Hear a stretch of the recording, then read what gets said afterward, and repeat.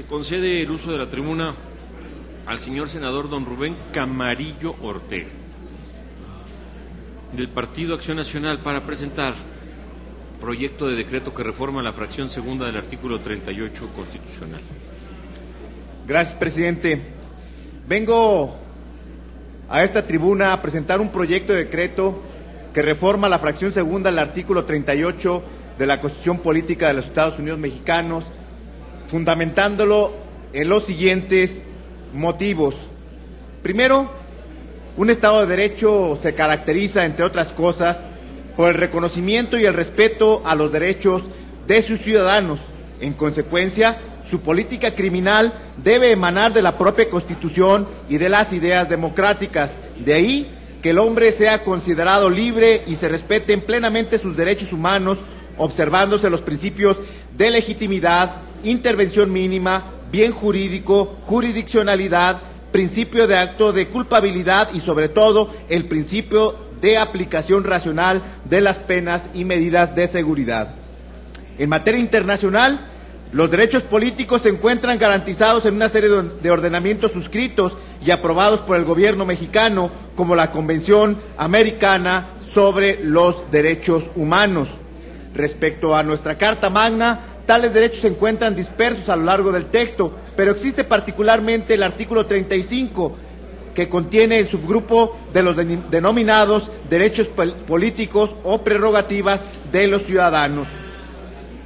Es menester, pues, que esta intención de esta iniciativa es analizar de fondo la fracción segunda del artículo 38 de la Constitución, en la que se lee textualmente que los derechos o prerrogativas de los ciudadanos se suspenden por estar sujetos a proceso criminal por delito que merezca pena corporal, a contar desde el auto de formal prisión. En otras palabras, me parece que esta fracción de este artículo de la Constitución omite o es omiso de considerar lo que claramente todos sabemos, que toda persona acusada de un delito tiene derecho a que se presuma su inocencia hasta que se demuestre lo contrario. Ya ha habido tesis de la Corte que han sustentado este principio básico, como el que les voy a leer muy brevemente a continuación. La Corte dice en su tesis: es improcedente ordenar en el auto de formal prisión la suspensión de los derechos políticos del procesado, pues dicha pena comenzará desde que cause ejecutoria la sentencia respectiva y durará todo el tiempo de la condena, como lo dispone el numeral 46 del Código Penal Federal. Hechas estas reflexiones, quiero dejar a su consideración esta iniciativa, que en conclusión podemos afirmar que el principio de inocencia es un derecho fundamental para la adecuada práctica del derecho penal y su ejecución, que tiene por objeto el mantenimiento y la protección de la situación jurídica de inocencia del imputado y del procesado mientras no se produzca prueba concreta capaz de generar la certeza necesaria para establecer la autoría y la culpabilidad propias de una declaración judicial de condena firme.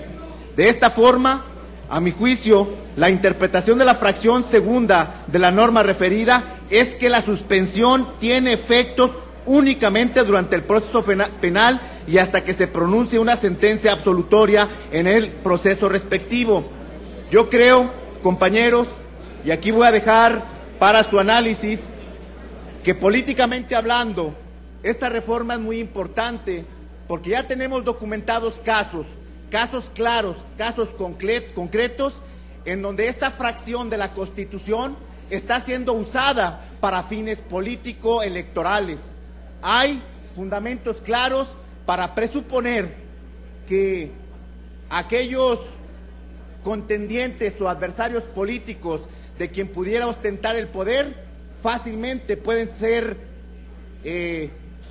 sacados de la contienda electoral, inventándose un caso,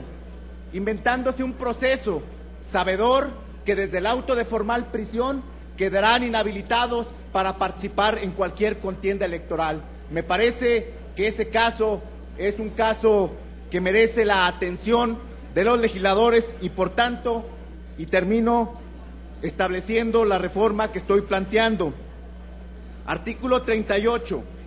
Los derechos o prerrogativas de los ciudadanos se suspenden y en la fracción segunda, que es la que estoy proponiendo que se reforme,